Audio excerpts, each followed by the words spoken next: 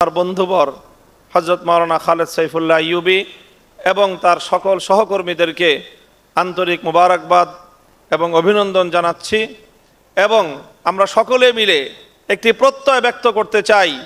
সেই প্রত্যয়টা হলো এই যে প্রতিটি ক্ষেত্রে ইসলামকে ঊর্ধ্বে তুলে ধরার জন্য, আমাদের পূর্বসূরীদের আদর্শকে মহিমান্বিত করবার জন্য আমরা আমাদের ব্যক্তিগত লোভ লালসা, ব্যক্তিগত উচ্চাভিলাষ, ব্যক্তিগত উচ্চাকাঙ্ক্ষাকে কোরবানি করে দিয়ে আল্লাহর দ্বীনের জন্য আমরা আমাদের ভবিষ্যৎকে আমরা বিসর্জন দেব ইনশাআল্লাহ।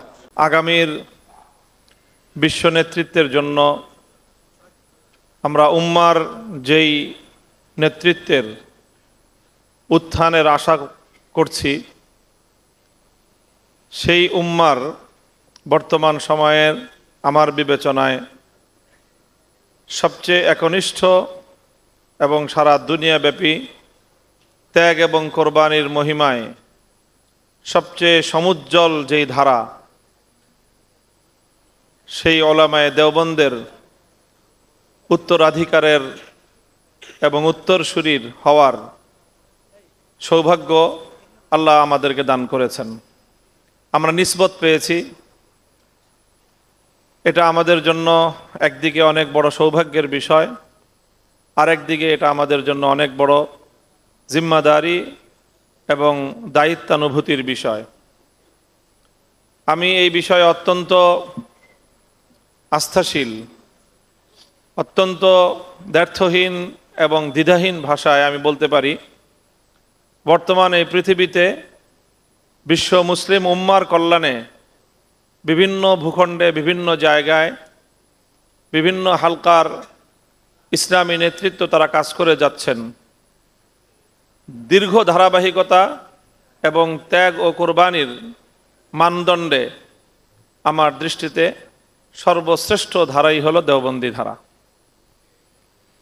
আমি এতে অন্য কোনো ধারাকে কোনোভাবেই খাটো করছি না, বরং সকলের অবদান এবং সকলের কৃতিত্বকে সর্বান্তকরণে স্বীকার করেও আমি আমার বিশ্বাস এবং আমার বোধ থেকে এই কথা বলছি। এবং আগামীর পৃথিবীতে উম্মার যে নেতৃত্বের প্রয়োজন, চ্যালেঞ্জ মোকাবেলায় যে বিশ্বাসের প্রয়োজন এবং পূর্বসূরীদের যে আদর্শের অনুসরণ দৃপ্তভাবে প্রয়োজন, তারও সবচেয়ে বলিষ্ঠ এবং শক্তিশালী ধারাই হলো ওলামায়ে দেওবন্দ। আমার সৌভাগ্য এবং আমার অহংকার যে আমি একজন দেওবন্দি সন্তান। ওলামায়ে দেওবন্দ তাদের অতীত থেকে বর্তমান এবং বর্তমান থেকে ভবিষ্যতের যে সেতুবন্ধন তৈরি করেছে, তার মধ্যে যেরকম এলেমের অবদান রয়েছে, তার মধ্যে যেরকম ত্যাগ এবং কোরবানির ভূমিকা রয়েছে, জিহাদের ময়দান থেকে রাজনীতির অঙ্গন পর্যন্ত প্রতিটি ক্ষেত্রে ওলামায়ে দেওবন্দের যে আত্মত্যাগী ভূমিকা, তার সব কিছুর পেছনে এবং সব কিছুর গোড়ায় অন্তর্নিহিত আরেকটি বড় বিষয় ওলামায়ে দেওবন্দের এই সাফল্যের সূতিকাগার হিসেবে এবং নিয়ামকের ভূমিকা পালন করছে, সে বিষয়টা হলো সোহবতে আহলুল্লাহ।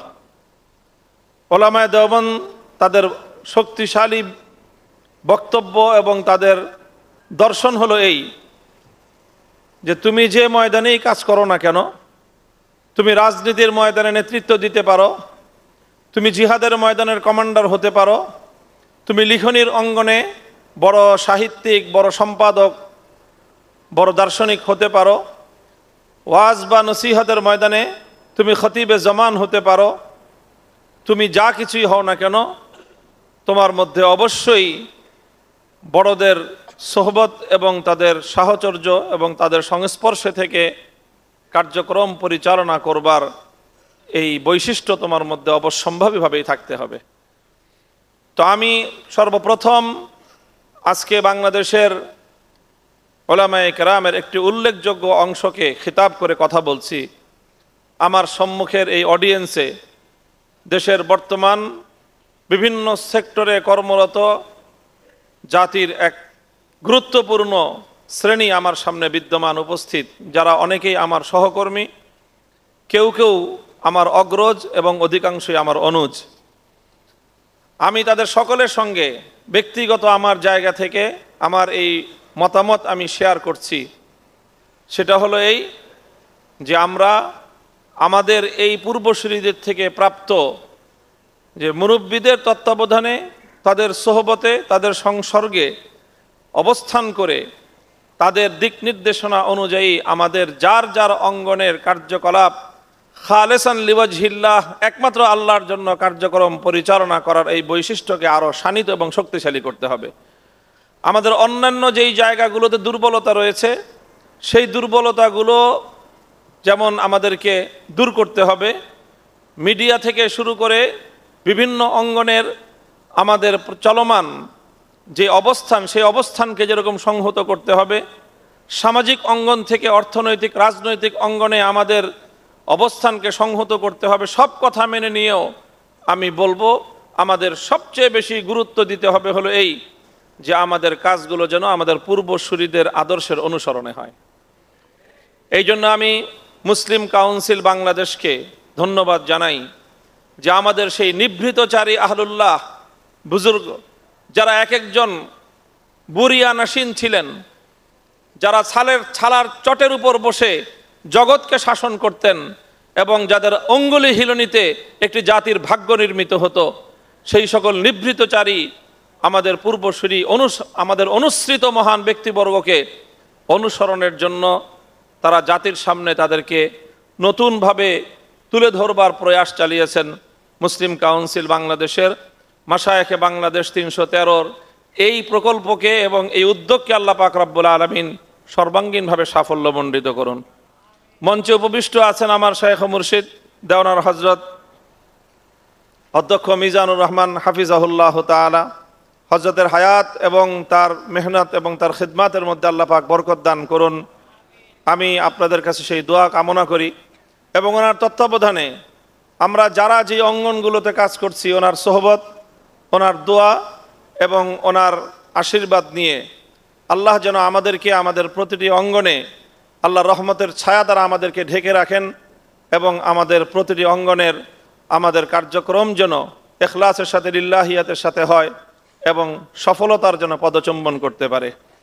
আমি আবারও আজকের এই আয়োজনের জন্য আমার বন্ধুবর হজরত মাওলানা খালেদ সাইফুল্লাহ আইয়ুবী এবং তার সকল সহকর্মীদেরকে আন্তরিক মোবারকবাদ এবং অভিনন্দন জানাচ্ছি। এবং আমরা সকলে মিলে একটি প্রত্যয় ব্যক্ত করতে চাই। সেই প্রত্যয়টা হলো এই যে প্রতিটি ক্ষেত্রে ইসলামকে ঊর্ধ্বে তুলে ধরার জন্য, আমাদের পূর্বসূরীদের আদর্শকে মহিমান্বিত করবার জন্য আমরা আমাদের ব্যক্তিগত লোভ লালসা, ব্যক্তিগত উচ্চাভিলাষ, ব্যক্তিগত উচ্চাকাঙ্ক্ষাকে কোরবানি করে দিয়ে আল্লাহর দ্বীনের জন্য আমরা আমাদের ভবিষ্যৎকে আমরা বিসর্জন দেব ইনশাআল্লাহ। আল্লাহ আমাদেরকে কবুল করুন, আমাদের পরবর্তী প্রজন্মকে আল্লাহ পাক রব্বুল আলামিন আমাদের পূর্বসূরীদের নকশে কদমে চলবার তৌফিক দান করুন। ওয়া আখিরু দাওয়ানা আলহামদুলিল্লাহি রাব্বিল আলামিন। আসসালামু আলাইকুম ওয়া রাহমাতুল্লাহ।